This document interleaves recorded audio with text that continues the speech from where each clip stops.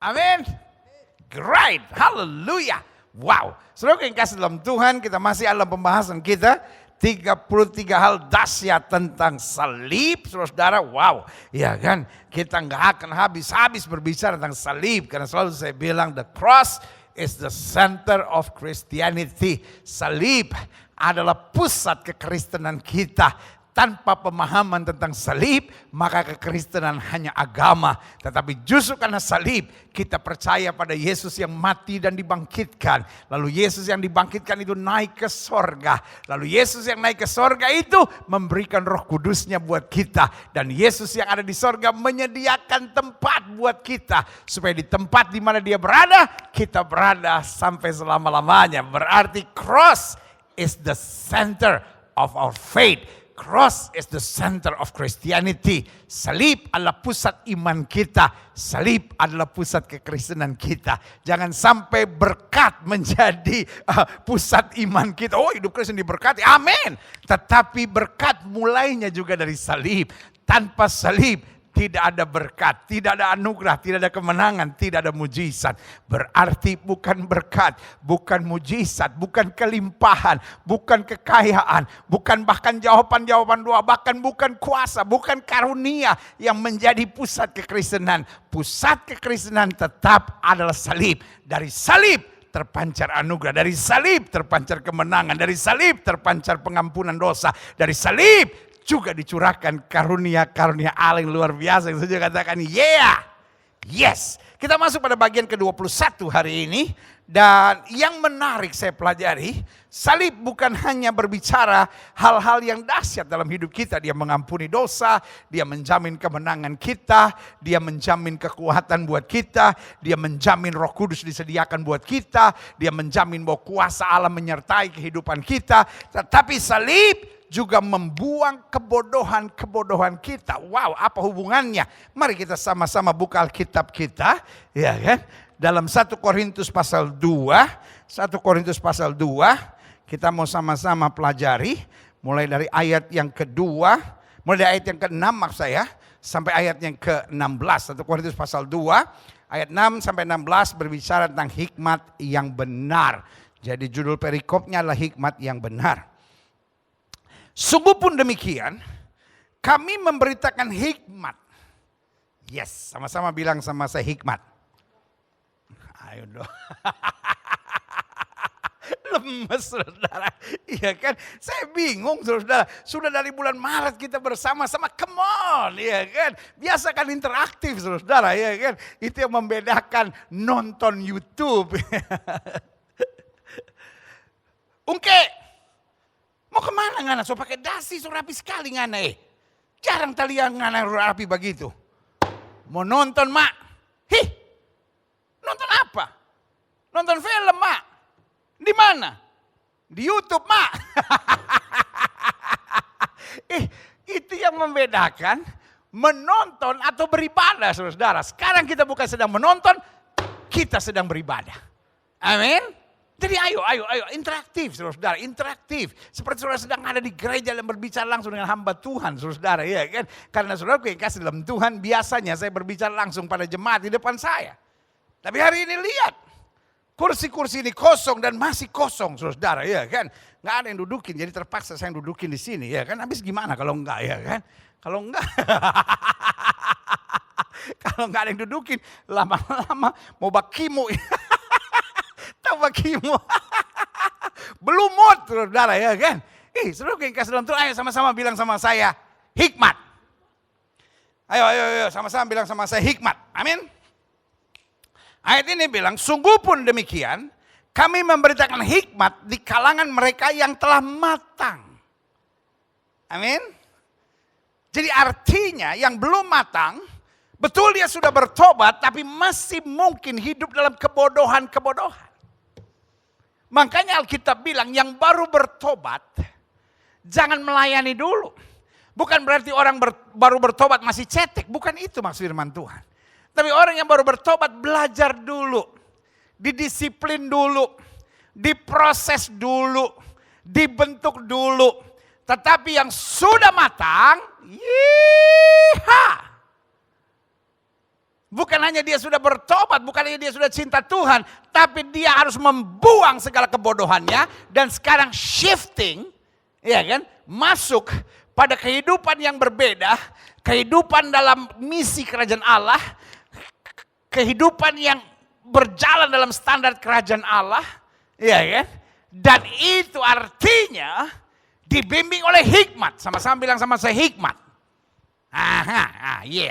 Sungguh pun demikian kami memberitakan hikmat di kalangan mereka yang telah matang. Bukan yang baru bertobat, tapi yang sudah diproses, yang sudah dibentuk, yang sudah dibersihkan, dicuci segala otak, hati, jiwanya. Sehingga fokusnya bukan hanya berkat, fokusnya bukan hanya kesenangan, fokusnya bukan hanya kenikmatan, fokusnya bukan hanya hal-hal daging, tapi fokusnya kerajaan Allah, menyenangkan hati Tuhan, dan keselamatan buat jiwa-jiwa. Itu yang Alkitab bilang telah matang. Yaitu hikmat yang bukan dari dunia ini. Bukan seperti hikmat para pengusaha, bagaimana supaya saya kaya, bagaimana supaya saya sukses, bagaimana supaya saya berhasil, bagaimana supaya saya dihormati orang, disenangi orang. Beda, itu hikmat dunia. Memang banyak orang membutuhkan hikmat dunia. Tapi hikmat dari sorga di atas segala-galanya. Karena hikmat dari sorga artinya meluaskan kerajaan Allah, menyenangkan hati Tuhan, menyelamatkan jiwa-jiwa, dan jadi berkat dimanapun kita ada. Itulah hikmat dari sorga. Sungguh pun demikian kami memberitakan hikmat di kalangan mereka yang telah matang. Yaitu hikmat yang bukan dari dunia ini dan yang bukan dari penguasa-penguasa dunia ini. Yaitu penguasa-penguasa yang akan ditiadakan, yang akan berakhir. Tetapi yang kami beritakan ialah hikmat Allah. Sama-sama bilang sama saya, hikmat Allah. Hikmat yang dimensinya lebih tinggi daripada sekedar hikmat dunia. Hikmat Allah yang tersembunyi dan rahasia yang sebelum dunia dijadikan telah disediakan Allah bagi kemuliaan kita. Bukan bagi kemuliaan Allah, bagi kemuliaan kita. Artinya untuk kebaikan kita. Supaya saya dapat mengecap kemuliaan yang Allah sediakan. Karena kita diciptakan segambar serupa dengan kita. Jangan langsung kalimat saya dipotong lalu dibahas. Wah, Gilbert bicara tentang kemuliaan kita. Alkitab yang bahas. Saya cuma menjelaskannya. Bukan saya mengajarkan tentang kemuliaan kita, tetapi Alkitab yang mengajar. Kalau kita hidup dalam kemuliaan Allah, dalam hikmat Allah, maka kita akan disediakan kemuliaan kita. Apa artinya kemuliaan kita? Hidup kita menyenangkan hati Tuhan, hidup kita memuliakan Kristus, hidup kita meluaskan kerajaan Allah, hidup kita jadi berkat buat banyak orang, dan hidup kita memenangkan jiwa bagi kerajaan sorga. Yang setuju katakan, yeah. Amin. Jadi kemuliaan kita bukan bicara kekayaan, kelimpahan, kehebatan kita. No. Bicara kita masuk dalam plan of God. Kita masuk dalam kepenuhan rencana Allah yang sempurna. Kita lihat selanjutnya. Tidak ada dari penguasa dunia ini yang mengenalnya. Penguasa dunia ini, orang-orang kaya di dunia ini, para konglomerat di dunia ini mungkin punya hikmat dunia. Tapi bukan hikmat Allah. Amin. Karena Alkitab udah bilang tidak ada di penguasa dunia ini mengenalnya. Sebab kalau sekiranya mereka mengenalnya, mereka tidak menyalibkan Tuhan yang mulia. Artinya apa? Kebodohan yang membuat kita menolak salib. Kebodohan yang membuat kita menyalibkan Kristus. Amin. Dan kebodohan juga yang membuat kita tidak mau menerima anugerah rahmat yang tercurah dari salib. Jelas sampai di sini, makanya Alkitab bilang, kalau sekiranya mereka mengenalnya, mengenal hikmat dari sorga, hikmat dari Allah. Mereka tidak menyalibkan Tuhan yang mulia, artinya mereka akan menerima salib itu, kuasanya, anugerahnya dan berkat dari salib itu. Ayat 9. Tapi seperti ada tertulis, apa yang tidak pernah dilihat oleh mata dan tidak pernah didengar oleh telinga dan yang tidak pernah timbul dalam hati manusia, semua yang disediakan Allah untuk mereka yang mengasihi Dia. Amin. Itulah hikmat dari Allah.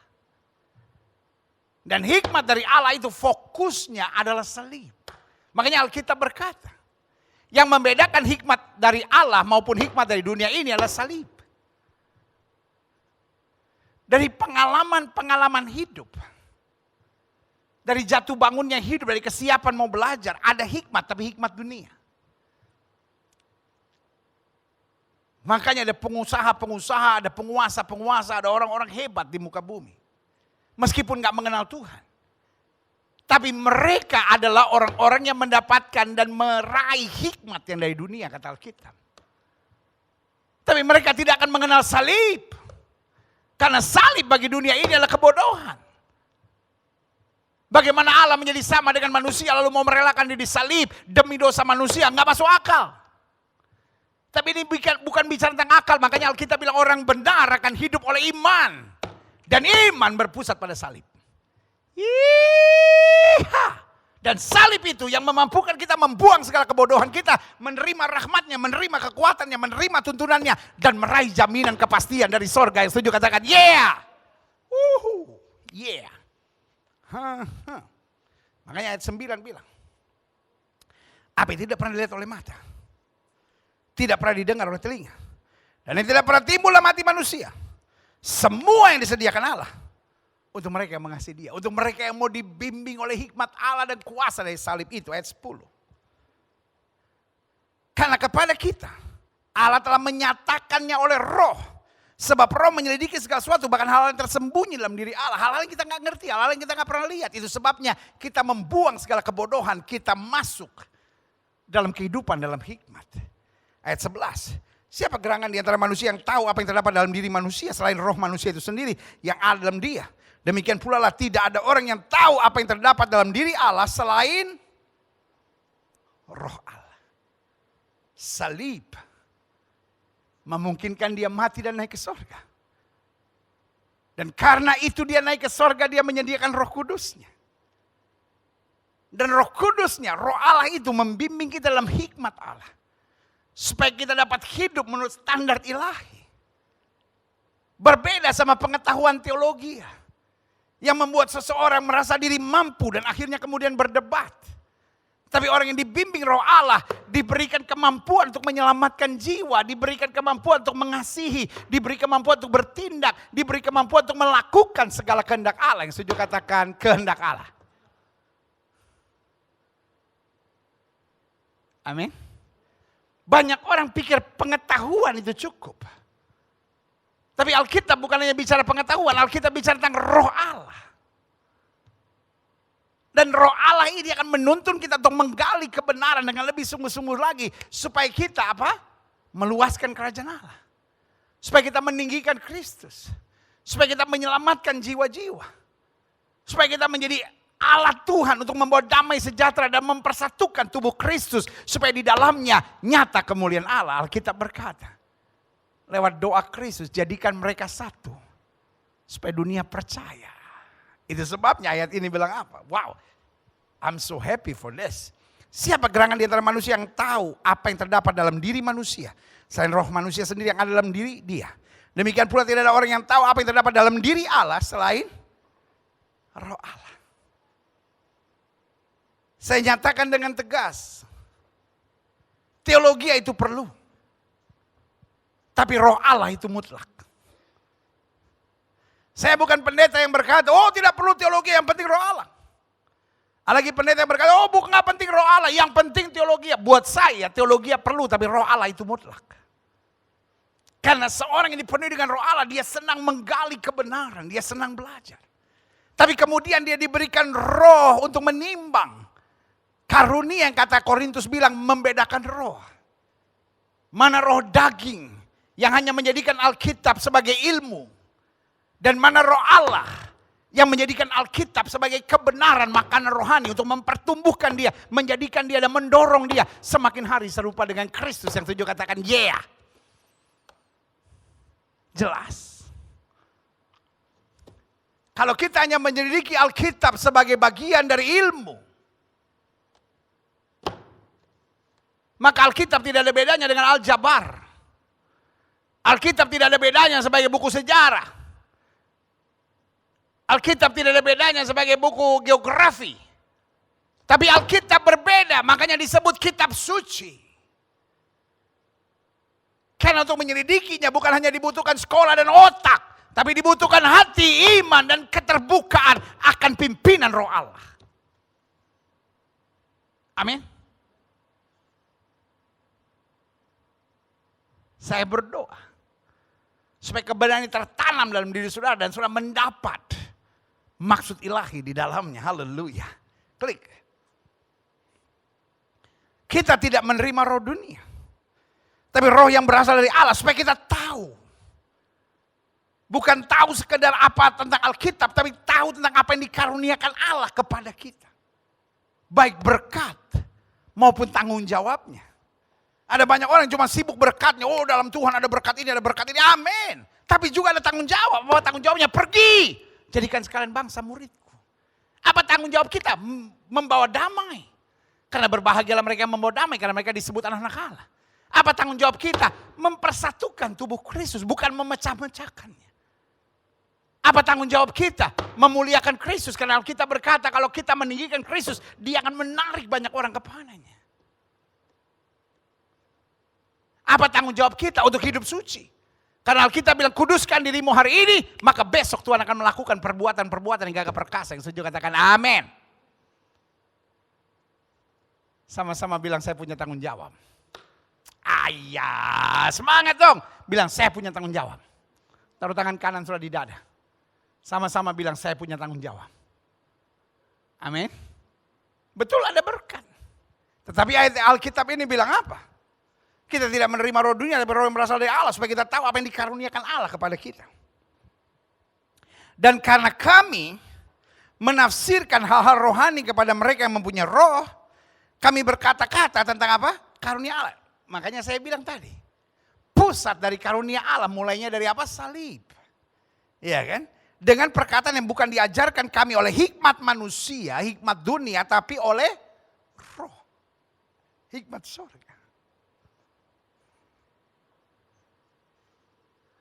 Saya sangat miris. Kalau hari-hari ini, sekolah-sekolah teologi diajarkan oleh para doktor-doktor teologi yang tidak dipenuhi dengan Roh Kudus. Saya menghargai para teolog-teolog hebat. Sampai bergelar master dan doktor. Saya salut, saya hormat. Dan saya berkata haleluya. Buat setiap pelajaran yang sudah kejar dan sudah pelajari dengan sungguh-sungguh. Tetapi saya menentang dalam kasih Kristus. Doktor-doktor teologi yang mengajar tanpa roh Allah. Yang kemudian akhirnya berkata bahwa Alkitab bukan firman Allah. Yang kemudian akhirnya berkata LGBT itu normal. Saudaraku yang kasih dalam Tuhan. Yang akhirnya berkata, kuasa-kuasa kegelapan itu hanyalah bagian dari fenomena alam hidup ini. Setan sudah gak ada. Wow! Itu yang saya sebut. Doktor-doktor pintar tapi bodoh, saudara. Bagaimana bisa menjadi doktor teologi tapi tidak percaya mujizat? Padahal Alkitab berbicara tentang mujizat.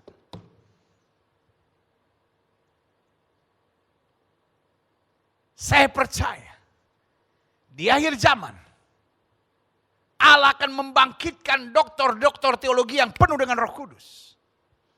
Doktor-doktor teologi yang mengajar di sekolah-sekolah teologi dengan api penginjilan yang dahsyat. Itu yang sedang kita nantikan. Ada banyak orang masuk sekolah teologi dengan api, keluar sekolah teologi padam apinya.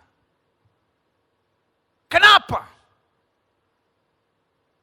Karena mereka hanya mengajar dengan hikmat manusia tapi bukan dengan roh Allah. I love you. Saya mengasihi saudara. Dan saya mengasihi sekolah-sekolah teologi yang begitu berkembang hari-hari ini. Thank God. Untuk penyelenggara dari sekolah-sekolah teologi yang luar biasa. Tapi sebagai rekan, sebagai hamba Tuhan, sebagai sahabat. Saudara boleh mengkritik saya, saudara boleh menyerang saya, tapi saya mengasihi saudara. Dan saya hanya ajak saudara kembali kepada Alkitab. Dan karena kami menafsirkan hal rohani kepada mereka yang mempunyai roh. Kami berkata-kata tentang karunia Allah dengan perkataan yang bukan diajarkan kepada kami oleh hikmat manusia, tapi oleh roh. Ini yang sedang Tuhan inginkan. Kegerakan besar terjadi bukan sekedar karena dibukanya sekolah-sekolah teologi, tapi kegerakan besar akan terjadi ketika sekolah-sekolah teologi dilawat oleh Tuhan, para doktornya, para teolog-teolognya dipenuhi dengan roh Allah dan mengajar dengan kuasa Allah. Yang setuju katakan amin.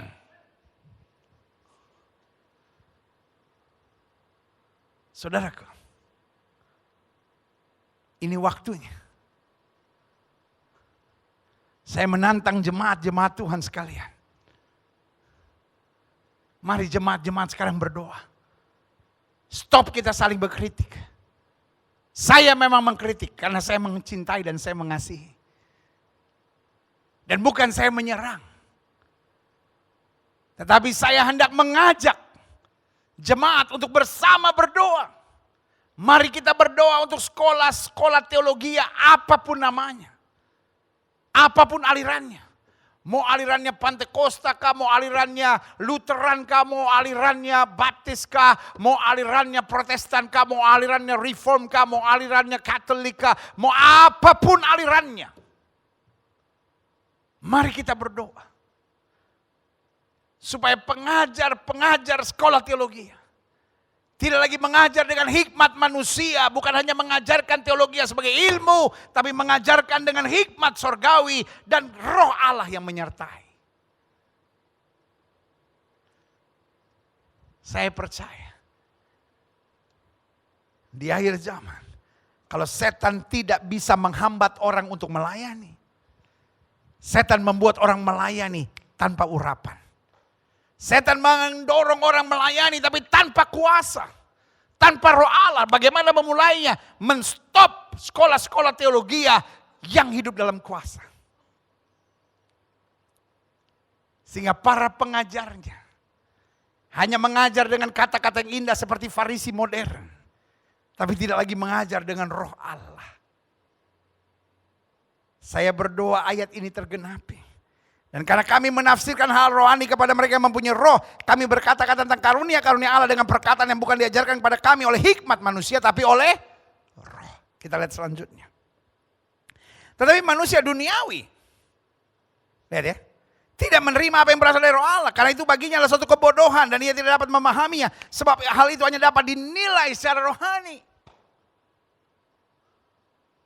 Manusia duniawi, apa manusia duniawi?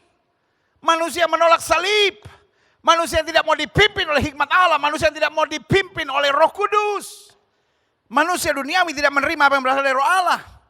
Dia cuma mau cari berkat. Dia hanya mau cari kenikmatan. Dia hanya mau cari kesenangan. Dia hanya mau cari sukses. Karena hal itu baginya satu kebodohan. Apa itu roh Allah? Kebodohan buat dia. Apa itu salib? Kebodohan. Dan ia tidak dapat memahami. Sebab hal itu hanya dapat dinilai secara rohani. Tapi manusia rohani menilai segala sesuatu. Tapi ia sendiri tidak dinilai oleh orang lain. Ayat 16. Sebab siapa yang mengetahui pikiran Tuhan sehingga ia dapat menasihati dia. Tapi kami memiliki pikiran Kristus. Ayat 15 menarik perhatian saya. Coba kembali ke ayat 15. Manusia rohani menilai segala sesuatu tapi ia sendiri tidak dinilai oleh orang lain. Dia mungkin dihujat. Dia mungkin diejek. Dia mungkin dibully. Dia mungkin dinyinyirin. Tapi dia tidak mau dinilai oleh orang. Apa artinya dinilai? Dinilai itu artinya diberi nilai sebenar-benarnya. Ya kan? Orang berkata Alkitab bukan firman Allah. Dinyinyirin. Yesus itu penyesat. Yesus itu begini dihina. Kenapa tidak dinilai? Oke. Alkitab ini katanya sudah dipalsukan. Tapi buku yang palsu ini mengajar. Apa yang sudah dipersatukan Allah tidak boleh diceraikan oleh manusia. Buku yang katanya palsu ini mengajar kita. Kalau ada orang menyakiti kamu, berdoalah dan memberkatilah. Buku ini mengajar. Kita tidak bisa mengabdi kepada dua Tuhan. Buku ini mengajar orang yang bertahan sampai kesudahan akan beroleh selamatnya. Buku ini mengajar seorang suami hanya boleh punya satu istri. Seorang istri hanya boleh punya satu suami. Kalau kita nilai buku ini, maka nilainya 10. Iya kan? Kadang kalau orang membenci orang Kristen, dia cuma ngajar mengasihi. Dia hanya mengajar hidup kudus. Itu yang Alkitab bilang. Orang rohani bisa menilai segala sesuatu. Tapi orang rohani tidak dinilai. Orang rohani hanya dihujat, hanya dibully, hanya dinyinyirin. Dan kalau itu terjadi, tetap maju, tetap semangat. Karena kita punya Tuhan sumber kekuatan kita. Ayat terakhir bilang, ayat 16. Sebab siapa yang mengetahui pikiran Tuhan sehingga dapat menasihati dia. Tapi kami memiliki pikiran Kristus. Artinya karena kami memiliki pikiran Kristus. Kita dapat bertobat kalau kita salah. Ada banyak orang kalau udah salah masih ngotot. Ada banyak orang udah salah masih membenarkan diri. Ada banyak orang udah salah masih nyalain orang. Ini nggak bener lah, ini nggak bener lah. Mertua saya nggak bener lah, orang tua saya nggak bener lah. Suami saya nggak bener lah, istri saya nggak bener. Orang kalau udah salah ngotot. Itu yang saya bilang. Orang yang dirasuk setan dalam hidupnya. Pak.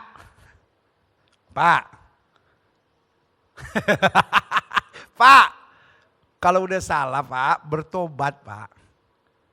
Bu, kalau udah salah jangan ngotot. Kalau udah salah jangan nyari kesalahan orang. Kalau udah salah justru jangan menghakimi orang. Memiliki pikiran Kristus artinya kalau saya tahu saya salah, saya berlutut, saya minta ampun. Anak bungsu yang lari meninggalkan rumah. Membawa harta ayahnya. Pulang dan berkata, aku berdosa. Jangan jadikan aku anak Bapa. But make me. Ya kan? Awalnya dia datang bilang apa? Give me, give me, give me. Berikan kepada saya, berikan pada saya, berikan pada saya. Hak saya, harta Bapa. Hak saya, harta Bapa. Tapi waktu dia balik, make me. Selama iman Kristen kita masih give me, give me, give me, give me. Itu namanya belum matang, itu namanya belum dewasa, itu namanya belum rohani. Kapan kita tahu iman kita dewasa? Kapan kita tahu kita gak hidup lagi dengan otak mengandalkan kekuatan sendiri, tetapi dengan otak yang dipimpin oleh Roh Allah. Waktu kita berkata make me an instrument. Jadikan aku alat, jadikan aku berkat, jadikan aku pemenang-pemenang jiwa bagi kerajaan sorga, jadikan aku. Stop berdoa, give me, give me, give me, give me. Tapi sekarang mulai berseru kepada Tuhan, make me. Jadikan aku suami yang baik. Jadikan aku istri yang baik. Jadikan aku orang tua yang dapat diandalkan. Jadikan aku anak-anak muda yang dahsyat buat Tuhan. Haleluya. Taruh tangan kananmu di dada. Izinkan saya berdoa, Bapa dalam nama Yesus. Kalau ada mereka yang selama ini hanya berdoa, give me, give me, give me. Hari ini hamba berdoa, rubah mentalitas ini. Sehingga mulai hari ini doa kami. Make me, make me. Jadikan aku suami yang baik. Jadikan aku pelayan Tuhan yang setia. Jadikan aku pemenang jiwa. Jadikan aku orang-orang muda yang dahsyat. Jadikan aku istri yang luar biasa. Jadikan aku mertua yang membawa damai. Jadikan aku alat Tuhan. Untuk menghadirkan kemuliaan Tuhan di dalam nama Yesus. Haleluya. Amin. Terima. Spirit of give me. Kita tolak. Dan kita terima sekarang. Roh yang membuat kita make me. Jadikan aku, jadikan aku, jadikan aku. Amin. Kita lihat selanjutnya, klik. Saya catat di sini salib. Bukan hanya dasar iman dan kepastian serta pengharapan kita. Namun salib juga membuang kebodohan kita. Mungkin saudara menatap saya dan berkata apa maksudnya, klik. Saya catat di sini karena pada dasarnya kita tanpa pemahaman tentang salib adalah manusia yang bodoh. Benar juga kata lagu. Aku manusia bodoh. Yeah. Tanpa salib kita adalah manusia-manusia yang bodoh. Kalau saudara bertanya pada saya, apa maksudnya? Klik, saya catat di sini. 1. Kita manusia egois. Kepala batu serta memaksakan kehendak. Tahukah saudara dengan egois, kepala batu dan memaksakan kehendak kita menyusahkan orang dan kita jauh dari rencana Tuhan. Saudara-saudara yang egois, saudara-saudara yang kepala batu, saudara-saudara yang memaksakan kehendak. Pokoknya kalau saya bilang merah harus merah, kalau saya bilang biru harus biru. Kau pikir kau Tuhan ke apa? Mari kita sembah kau dalam roh dan kebenaran. Iya kan? Sorry, saya selalu bilang. Saya hamba Tuhan yang bukan datang untuk nyenang-nyenangin hati saudara. Mungkin saya hamba Tuhan yang akan berbicara straightforward. I'm a simple servant of God. Saya hanya seorang hamba Tuhan sederhana. Yang straightforward, yang akan bicara jujur apa adanya. Meskipun saudara mau marah sama saya, meskipun saudara mau sakit hati dengan saya, meskipun saudara mau nyinyirin saya, meskipun saudara menyerang saya, I don't care, I love you. Saya mengasihi saudara dan karena itu, karena kasih saya kepada saudara, Saya harus berbicara benar, bertanggung jawab buat setiap saudara. Dan untuk itu saya bilang, orang-orang yang egois, orang-orang yang kepala batu, orang-orang yang suka memaksakan kehendak, saya beri nama engkau bodoh. Engkau bodoh! Engkau bodoh! Udah gak usah ngotot. Mau pindahin channel. Udah bodoh pindahin channel lagi saudara. Iya kan? Karena orang egois. Orang kepala batu, orang yang memaksakan kehendak. Dia nyusahin semua orang di sekitarnya. Dan dia menghambat rencana Allah terjadi dalam hidupnya. Sehingga orang egois, orang kepala batu dan orang yang memaksakan kehendak. Tidak akan pernah bertobat, tidak akan pernah mau dipimpin oleh Roh Allah. Dan hanya memaksakan kehendak menurut maunya sendiri. Dan akhirnya terbuang ke neraka. Dan karena kasih hari ini saya bilang, kau bodoh. Engkau harus bertobat. Yang kedua, siapa yang Alkitab bilang manusia bodoh? Orang yang cepat mengeluh. Orang yang bersungut-sungut, orang yang selalu putus asa. Orang yang selalu berpikir, udah saya mati aja deh, udah hancur aja deh. Udah saya mundur aja dari pelayanan, sudah saya buat aja apa yang saya mau. Hei bodoh! Kalau saja engkau mau berlutut di hadapan Tuhan, kalau saja engkau mau berkata, Tuhan ampuni aku berbalik. Maka ada anugerah. Ingat anak bungsu tadi. Dia akhirnya makan makanan babi. Tapi dia gak putus asa. Dia masih ingat. I have a father. Aku punya bapa yang pasti akan menerima aku. Saudara, kalau lihat rumah tangga saudara mengeluh, saudara lihat orang tua saudara mengeluh, saudara lihat karena ekonomi saudara mengeluh, saudara lihat pelayanan saudara mengeluh, saudara lihat ada masalah di pekerjaan saudara mengeluh, saudara gak akan jadi apa-apa dalam hidup saudara. Mari jadi orang yang punya semangat juang. Kita masih punya Tuhan dan roh yang di dalam kita lebih besar dari roh yang dalam dunia ini. Sorry. Orang-orang yang cepat mengeluh, orang-orang yang selalu bersungut-sungut, orang yang cepat putus asa, saya beri nama lah orang bodoh. Setelah boleh ngotot sama saya dan bilang, ya saya memang bodoh, mau diapain? Balik! Udah bodoh ngotot lagi saudara-saudara. Pada Yesus buka tangan dan berkata, mari kamu yang letih lesu dan berbeban berat, aku akan beri kelegaan kepadamu. Mulai hari ini belajar bersyukur. Mulai hari ini belajar beriman. Mulai hari ini belajar bangkit dan percaya bahwa di dalam Yesus kita lebih daripada orang-orang yang menang. Yang ketiga, siapa orang bodoh dalam Alkitab? Orang yang mudah kompromi dan menghalalkan segala cara.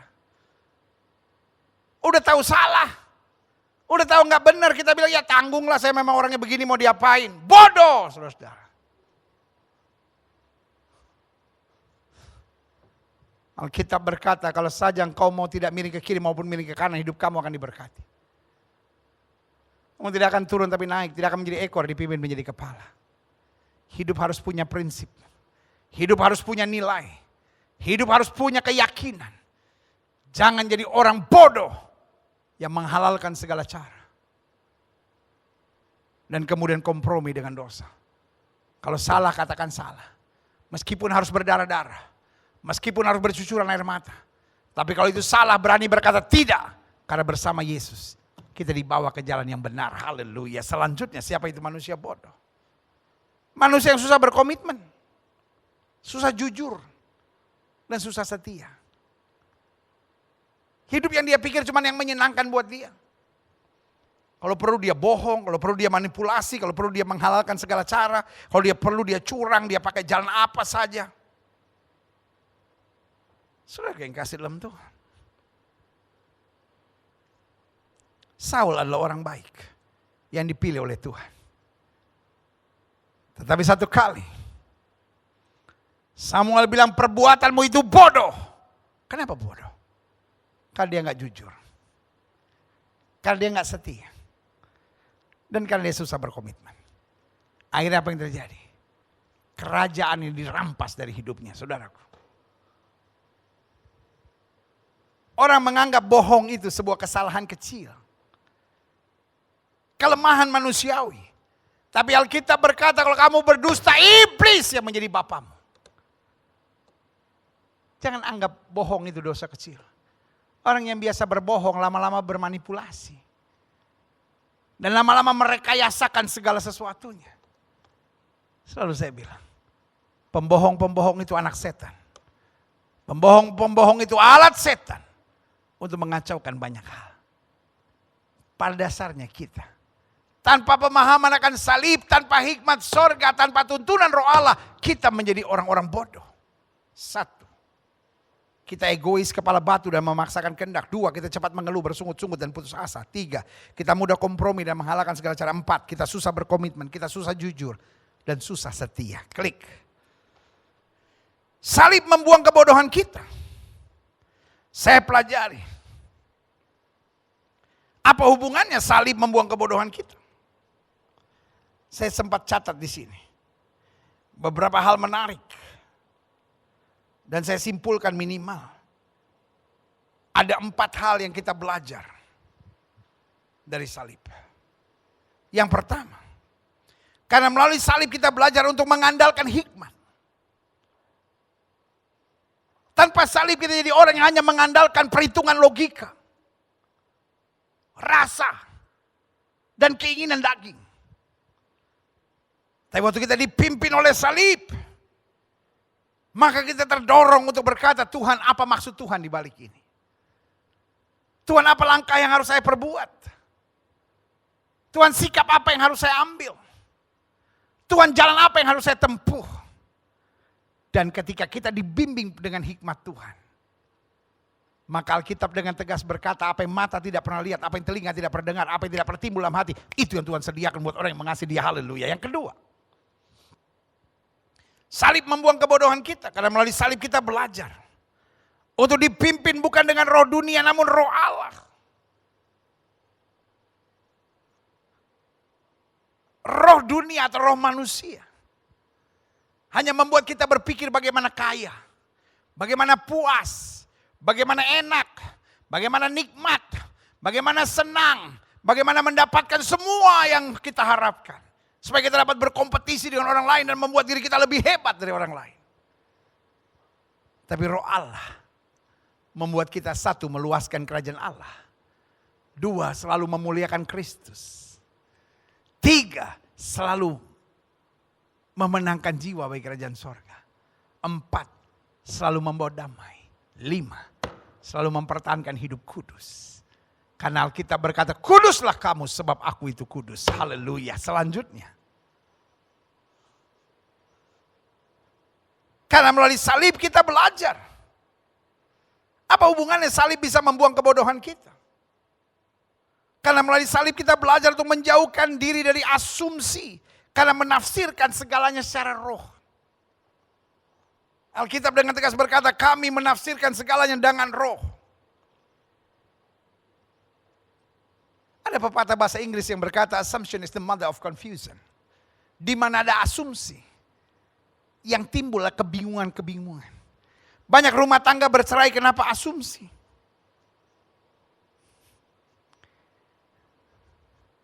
Istri sebentar-bentar selalu tanya sama suaminya, Papa sayang aku enggak? Suaminya emosi. Kau usah nanya-nanya terus. Tadi tanya lagi. Kalau aku mati, Papa kawin lagi enggak? Itu pertanyaan yang paling sering bikin ribut rumah tangga. Kalau otak suami lagi senang, dia bilang, kalau kau mati, ku juga mati. Tapi kalau otak suami lagi kacau, Pak, kalau aku mati, Papa kawin lagi. Iya, sama mudaan yang lebih cantik dari kamu, nggak cerewet kayak kamu. Seperti knalpot bajai yang bunyinya retet.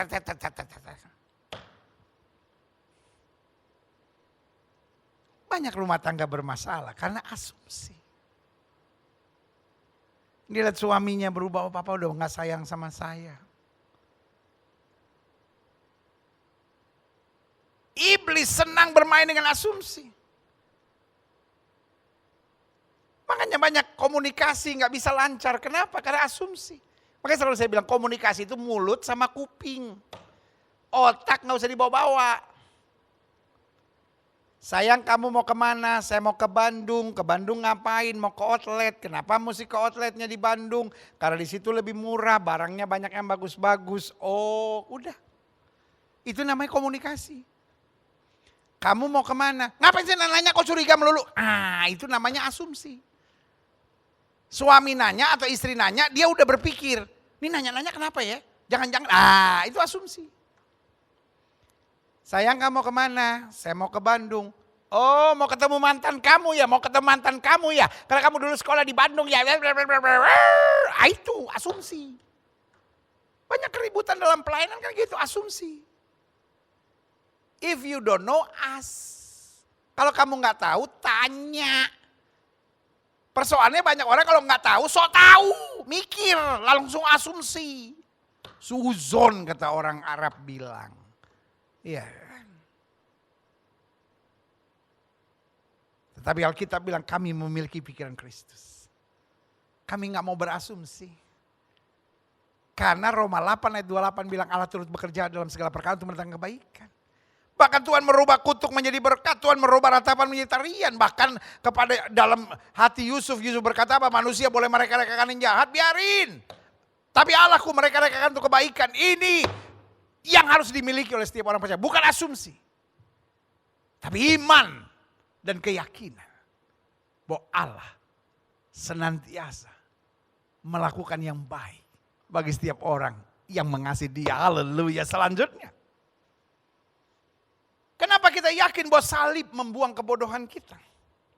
Karena melalui salib kita belajar untuk mengandalkan hikmat. Melalui salib kita dipimpin bukan dengan roh dunia namun roh Allah. Melalui salib kita dijauhkan dari asumsi karena kita menafsirkan segalanya secara roh. Dan yang keempat, bahwa karena melalui salib kita belajar untuk selalu membangun manusia rohani. Cari dahulu kerajaan Allah serta kebenaran, maka semuanya akan ditambahkan kepadamu. Bangun manusia roh di dalam dirimu, baru kau kuat menghadapi segala perkara. Orang sekarang yang disibukkan outward appearance. Wah ada keriput, wah dia setrika, pakai benang. Ya kerjainnya di Korea. Gara-gara pandemi gak bisa ke Korea, turun. Aneh-aneh saudara. Orang sekarang yang dia bangun manusia duniawinya. Lemak disedot. Ini dikencengin. Ini ditarik. Saya bukan anti. Tapi lihat aja. Orang kalau kebiasaan operasi. Ditarik sana, tarik sini. Lama-lama gak puas ini. Sampai salah tarik lama-lama. Ya, karena orang sekarang dia sibukkan hanya manusia duniawinya. Krem inilah, gosok sana, gosok sinilah, cabut sanalah, garis sinilah, garis sanalah. Silahkan aja. Tapi yang harus kau bereskan manusia rohani saudara. Bu, buat apa kelihatan awet muda bu? Tapi engkau mulutnya jahat bu. Bibir ditipisin bu. Tapi yang keluar tetap silet yang menakutkan.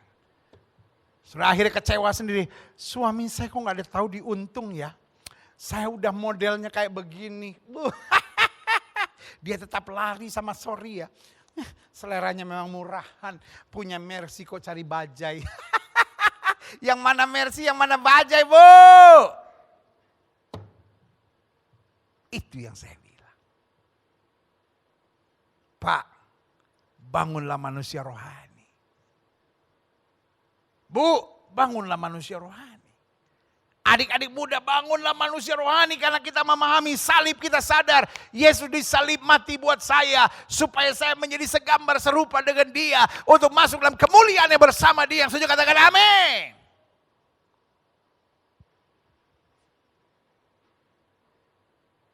Tidak salah jadi orang gagah.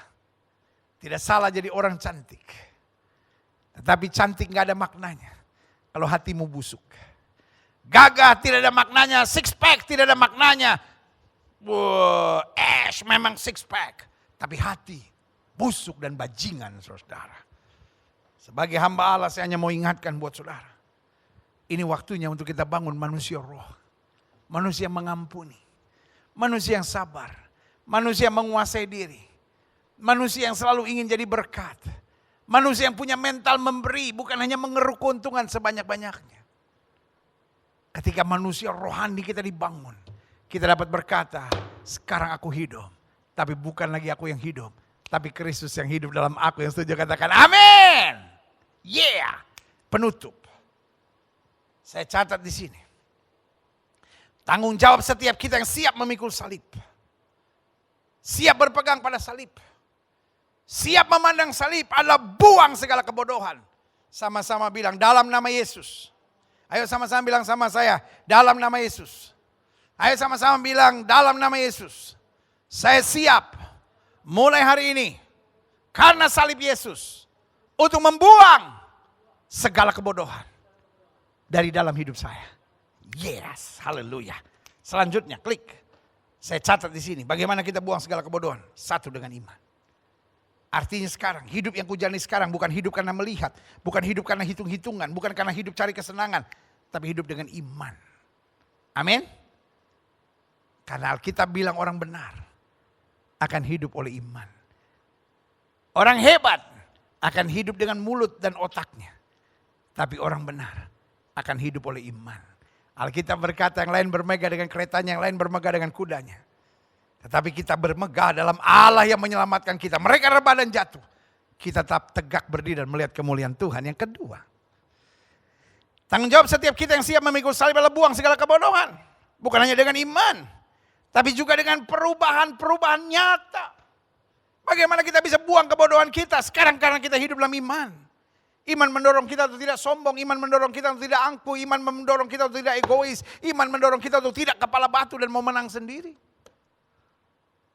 Tapi iman mendorong kita untuk hidup sepenuhnya dalam rencana Allah. Yang kedua, dengan perubahan-perubahan nyata, karena selalu saya katakan kekristenan tanpa berubah hanyalah kepalsuan dan kemunafikan belaka. Jangan sebut dirimu Kristen kalau engkau tidak pernah berubah. Bu, berubahlah dari cerewetmu itu. Pak, berubahlah dari sifat egois, kepala batu dan mau menangnya sendiri itu. Adik-adik muda, berubahlah dari cara hidupmu yang kompromi dengan dosa. Jangan tertipu setan sambil bilang, ya tapi kan kita berbeda, kita kan hidup di zaman modern. Setan, jangan biarkan terus mengganggu pikiran saudara. Ini waktunya lawan iblis dan berkata, aku ciptaan Kristus. Aku hidup menurut kehendak Tuhan. Bisa? Bisa. Bisa. Kalau memang tekad kita Tuhan, setiap hari harus saya berubah. Perubahan bukan hanya sekali seumur hidup. Betul, bertobat itu, terima Yesus sebagai Tuhan dan Juru Selamat, itu perubahan total satu kali seumur hidup. Tapi perubahan setiap hari, setiap hari. Sampai kapan kita berubah? Sampai kita segambar serupa dengan Kristus. Diangkat dalam awan-awan kemuliaan bersama Dia. Saja katakan amin. Yang ketiga, apa tanggung jawab setiap kita yang siap memikul salib? Buang kebodohan. Satu, dengan iman. Dua, dengan perubahan-perubahan nyata dalam kesadaran kita. Dan yang ketiga, dengan perkataan-perkataan yang berkualitas sorga. Salah satu bukti bahwa salib telah mengubah kita. Hikmat sorga menyertai kita dan roh Allah di dalam kita. Akan terlihat dari apa? Perkataan-perkataan kita. Perkataan-perkataan kita bukan menghina. Perkataan-perkataan kita bukan merendahkan. Perkataan-perkataan kita bukan dipakai setan. Perkataan-perkataan kita bukan menghakimi. Perkataan-perkataan kita bukan seenaknya. Tapi perkataan-perkataan yang membangun. Perkataan-perkataan yang membawa damai. Mungkin sudah berkata, ya hanya bercanda. Ya, bercanda juga gak harus menghina kan. Bercanda juga gak harus nyakitin kan. Bercanda juga gak harus nyinyirin orang kan. Iblis sedang pakai banyak mulut istri untuk merusak rumah tangga. Iblis sedang pakai banyak mulut suami untuk menghancurkan rumah tangga. Iblis sedang pakai banyak mulut orang tua untuk mendatangkan luka kepada anak-anaknya. Dan iblis sedang pakai banyak mulut anak-anak muda untuk membuat kepahitan kepada orang tuanya. Saudaraku yang kasih dalam Tuhan. Ada dua saran saya buat setiap jemaat Tuhan yang menerima firman hari ini. Buat saudara yang menerima melalui live channel. Buat saudara yang menerima melalui program Jak TV Damai Bersama Pendeta Gilbert Lumoindong. Buat setiap saudara jemaat Gereja Bethel Indonesia Globe Fellowship Center. Buat setiap saudara yang bahkan menikmati program ini rerun sekalipun. Izinkan saya mengingatkan buat saudara. Dua hal ini. Yang pertama, kalau tergantung kita, biarlah mulut kita mengucapkan berkat, mengucapkan damai, mengucapkan kasih, mengucapkan hal-hal yang berkenan di hadapan Tuhan.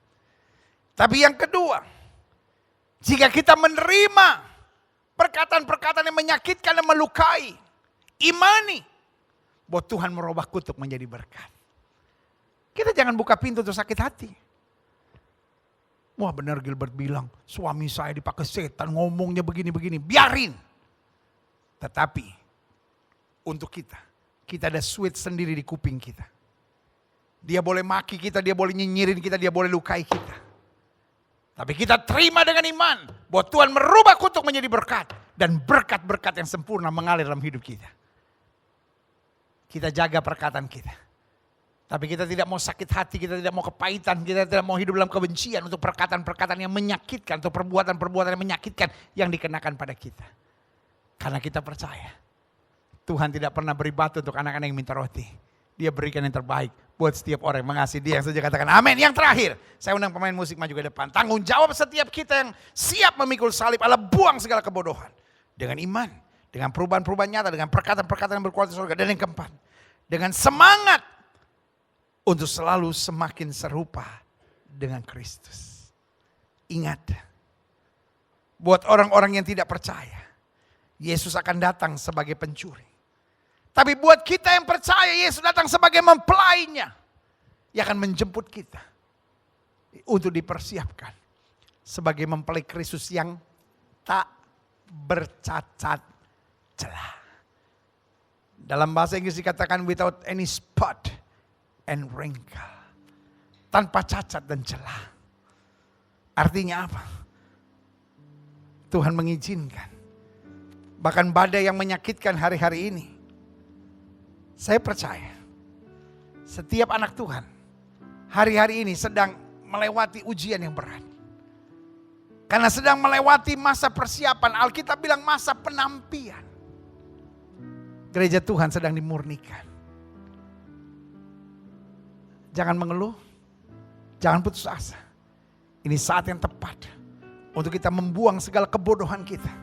Sambil tetap memandang salib. Karena Alkitab dengan tegas berkata, umat yang mengenal Allahnya akan tetap kuat dan bertindak. Jangan jadi orang percaya yang bodoh. Tapi jadi orang percaya yang tetap tegar. Jadi orang percaya yang tetap beriman.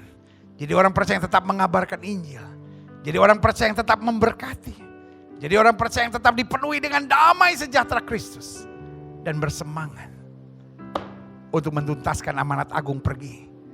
Jadikan sekalian bangsa muridku. Kita datang pada Tuhan. Haleluya. Dia Tuhan yang dahsyat. Dia Tuhan yang luar biasa.